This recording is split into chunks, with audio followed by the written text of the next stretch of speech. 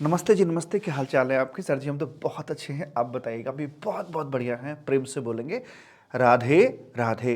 तो राधे चैप्टर आज है आपका सप्लाई का। हालांकि चैप्टर बहुत कठिन नहीं है, पर कभी कभी यही चैप्टर आपको घेर लेता है। तो किन किन जगहों पर आपको घेरा जा सकता है, उन्हीं एरियाज को मैं आपके सामने लेकर आया हूं यहां पर। ठीक, तो इसमें सबसे पहला पॉइंट आता है जो आपसे गलती करवा जाता है, वो है इंपोर्ट ऑफ सर्विस का। पता है ये वो भी एरियाज हैं जहां से आपकी क्वेरीज बनती है बार बार।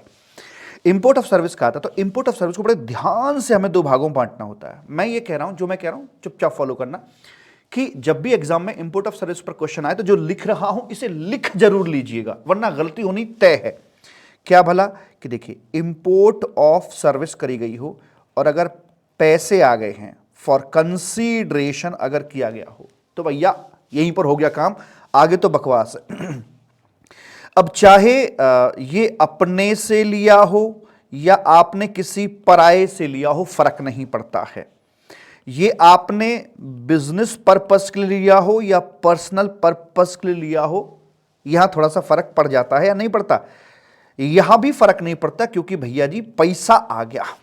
तो ऐसे वाले केस के अंदर यहां बिजनेस के लिए लिया है तब भी सप्लाई बनेगा, पर्सनल के लिए लिया है तब भी आपका सप्लाई बनेगा। हां, वो बात अलग है कि आगे एग्जम्पशन पर जाकर इसमें तो जीएसटी आएगा, ये तो एग्जम्पशन में फॉल नहीं करता, और वो भी आरसीएम में जीएसटी आएगा।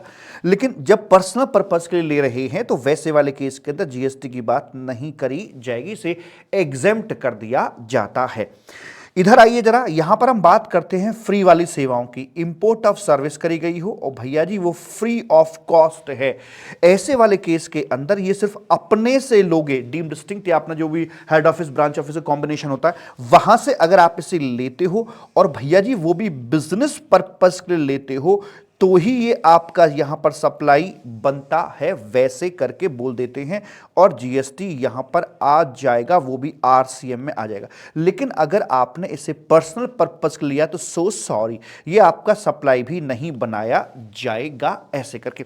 सर ये क्यों किया गया है? यहां पर तो सप्लाई बना दिया, यहां पर नहीं बनाया। यहां दरअसल क्या है कि मैंने माना कि यहां जीएसटी नहीं आता है, लेकिन एक कॉन्सेप्ट आता है ओइडार का, जो सिलेबस में नहीं है आपके में, ऑनलाइन मनी गेमिंग का भी आता है, वहां पर आकर इन पर जीएसटी लिया जाता है। कुछ केस में जीएसटी लेते हैं जो सिलेबस का हिस्सा नहीं है, बट आपके लिए सिर्फ इतना ही काफी है कि इस पर जीएसटी नहीं लगाया जाएगा। अगला पॉइंट आता है भैया जी, इसमें आपका sale of under construction property जो होती है उसको सर्विस की तरह ट्रीट किया जाता है। लेकिन आपके लिए यह तय करना मुश्किल हो जाता है कि यार अंडर कंस्ट्रक्शन प्रॉपर्टी की सेल हुई भी है या नहीं हुई है। तो प्रॉपर्टी की सेल को अंडर कंस्ट्रक्शन प्रॉपर्टी कब मानेंगे? जब यहां मान लीजिए प्रॉपर्टी आपकी कंप्लीट हो गई है, पोजीशन आपको यहां पर दे दिया गया है, कंप्लीशन सर्टिफिकेट आपको मिल गया है, जो भी है प्रॉपर्टी यहां पर आपकी कंप्लीट हो गई है। अगर इससे पहले चाहे आपका 1% आया हो, 2% आया हो, 100% आया हो, कुछ पैसा अगर आपने पकड़ लिया है, डील आपकी यहां हो गई थी कंप्लीशन से पहले, तो भैया जी फिर इस वाले केस को sale of under construction property के नाम से जाना जाएगा। लेकिन अगर ऐसा हो कि पैसा बाद में आया लेकिन किश्तों में आया, प्रॉपर्टी कंप्लीट होने से पहले कुछ भी नहीं आया, सारा पैसा बाद में आया, तो फिर ये sale of under construction property का मामला नहीं है, ये pure sale of completed building का मामला आएगा, और उस पर जीएसटी नहीं लगेगा, बिकॉज वो सप्लाई आपकी नहीं बनती है। तो फर्स्ट पेमेंट को दिमाग में रखना कि क्या फर्स्ट पेमेंट चाहे 1% ही आया हो, डील कहां हुई थी, वो आपको यहां पर चेक करना होता है। ठीक है साहेब। उसके बाद फिर आपको कठिन नहीं पर परेशान कर जाता है, कंपोजिट सप्लाई उसे कहते हैं जहां पर पीएनटी टेस्ट पूरा होता है, प्रिंसिपल सप्लाई हो एक, कम से कम नेचुरली बंडल्ड हो, और 2 और मोर टैक्सेबल सप्लाई का कॉम्बिनेशन होता है, और उसको प्रिंसिपल सप्लाई के अंदर क्लासिफाई करते हैं। जहां पर कोई पीएनटी टेस्ट अपना पूरा नहीं हो पाता है, वैसे वाले केस में मिक्स सप्लाई के नाम से उसको जाना जाता है। ठीक है जी। तो उसमें हाईएस्ट रेट ऑफ टैक्स के अंदर हम क्लासिफिकेशन करके चलते, इस बात का आपको ध्यान रखना होता है जी। उसके बाद आपके आते हैं यहां पर कुछ सर्कुलर्स, बाकी चीजों में आपको कोई किसी प्रकार का पेन नहीं आएगा, ये मुझे पता है। सर्कुलर पर बेस्ड हम कुछ आपसे बात करते हैं। देखिए, अगर बुक्स वगैरह प्रिंट हो रही हैं जिनमें बाइंडिंग वगैरह अपनी यूज की जा रही है, नॉर्मली इनको सप्लाई ऑफ सर्विस के रूप में क्लासीफाई किया जाता है।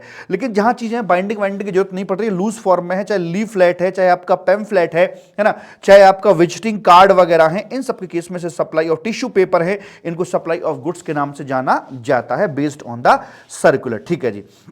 उसके बाद में बात करते हैं भैया जी सीने में सिनेमा। सिनेमा की बात कर रहे हैं यहां पर आकर। सिनेमा में देखिए, अगर आप पॉपकॉर्न खा रहे हैं जो आजकल बड़ा हिट रहा है, पॉपकॉर्न लेकिन बंडल्ड विद मूवी है, मूवी के साथ ही आपका मील है, फिर तो उसका जो क्लासिफिकेशन जाएगा वो सिनेमाटोग्राफी के अंदर चला जाएगा। प्रिंसिपल सप्लाई आपकी वो बनती है, लेकिन आपका मूवी अलग है और पॉपकॉर्न भैया यानी कि मील आपका अलग है, तो फिर इसको इंडिपेंडेंट क्लासिफाई करते हुए इस पर अपना जो जीएसटी बनता है वो यहां पर लगवा दिया जाएगा। उसके बाद नेक्स्ट पॉइंट आता है बबुआ हमारे कार्य नेगेटिव एक्टिविटीज को लेकर एक सर्कुलर है, उसका पूरा सार ये निकल के आता है कि अगर आपने कोई नेगेटिव एक्ट के लिए पूरे होशो हवास में डबल ए है, पूरे होशो हवास में यहां पर कोई कॉन्ट्रैक्ट किया है, वैसे वाले केस के अंदर हम उसे सप्लाई मानते हैं, नेगेटिव लिस्ट वाली, मतलब आई मीन टू से नेगेटिव सप्लाई मानते हैं और उस पर अपना जीएसटी भी लगाया जाता है। लेकिन जो आपकी इस तरह की चीजें जो एक्सीडेंटल होती हैं, अचानक से घटित हो जाती हैं, उनको हम सप्लाई की तरह ट्रीट नहीं करके चलेंगे, वहां पर जीएसटी की चर्चा नहीं करी जाएगी। एक और जगह आपको घेरा जा सकता है होल्डिंग सब्सिडरी का मामला। ये होल्डिंग है, ये आपकी सब्सिडरी है, यहां से यहां की तरफ शेयर्स मालिक आ जाते हैं, शेयर्स बाय कर लिए हैं, जो कंसीडरेशन है क्या जीएसटी आएगा, ना मुनाना ना सप्लाई ऑफ गुड्स है ना सर्विस है। शेयर बाय करना और बाय करके रखे रखना, आहा, बाय करना और बाय करके रखे रखना, रखे रखने से डिविडेंड का जन्म हो जाता है रे। और डिविडेंड के ऊपर भी क्या जीएसटी आएगा? नो बेबी, ना डिविडेंड पे ना उसकी कंसीडरेशन पे किसी पे कोई जीएसटी की बात नहीं करी जाएगी। नेक्स्ट पॉइंट आता है आपका एम्प्लॉयर और एम्प्लॉय को लेकर भैया जी। देखिए एम्प्लॉयर और एम्प्लॉई जो अपने हैं, जहां तक कॉन्ट्रैक्चुअल ऑब्लिगेशन तक, कॉन्ट्रैक्चुअल ऑब्लिगेशन तक, चाहे उसने गाड़ी दिया, घर दिया, बंगला दिया, पैसे दिए, कुछ भी दिया, अगर कॉन्ट्रैक्चुअल ऑब्लिगेशन में, तो उतने तक के अमाउंट को सैलरी के रूप में कंसीडर किया जाता है। और जो बियॉन्ड कॉन्ट्रैक्चुअल ऑब्लिगेशन दिया जाता है ना, उसे हम लोग यहां पर भैया जी गिफ्ट के रूप में जानकर चलते हैं। राधे राधे।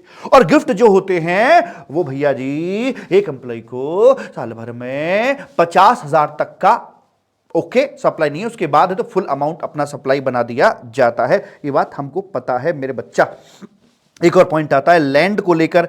जमीन जमीन होती है, चाहे आप उसे एज सच बेच दो तब भी जमीन बेची मानी जाएगी, चाहे आप उसका श्रृंगार करके लेवलिंग करा दी, छोटी छोटी बाउंड्री करा दी है, उसमें बोरिंग करा दिया, समरसेबल लगवा दिया, बिजली कनेक्शन ले लिया, तब बेचा, थोड़ा श्रृंगार करके बेचा, लैंड तब भी लैंड ही रहेगी और उसके बेचने पर जीएसटी नहीं लगाया जाएगा। हालांकि लैंड का श्रृंगार करने में जो बाहरी व्यक्तियों से आप ये सर्विसेज ले रहे हो, लेवलिंग की, इसकी उसकी, उनके ऊपर नॉर्मल तरीके से जीएसटी अपना आ ही जाएगा। तो यही थे आपके सप्लाई चैप्टर के अंदर। चैप्टर बहुत भारी नहीं है, कई बार पढ़ चुके हैं, कई बार रिवाइज कर चुके हैं, लेकिन फिर भी इन एरियाज में आपको घेरा जा सकता था।